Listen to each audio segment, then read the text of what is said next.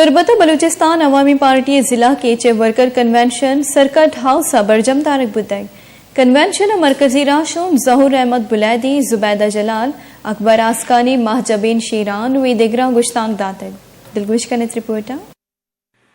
Workers convention से BAP के मरकजी रहनुमाओं मीर जहूर अहमद बलीदी, मीर हाजी अकबर आसकानी, जुबैदा जलाल रिंद, महजबीन शीरान और दीगर ने खिताब करते हुए कहा कि पार्टी वर्कर्स की जोश और वलवला देखकर यकीन है 25 जुलाई को जीत बीएपी की होगी।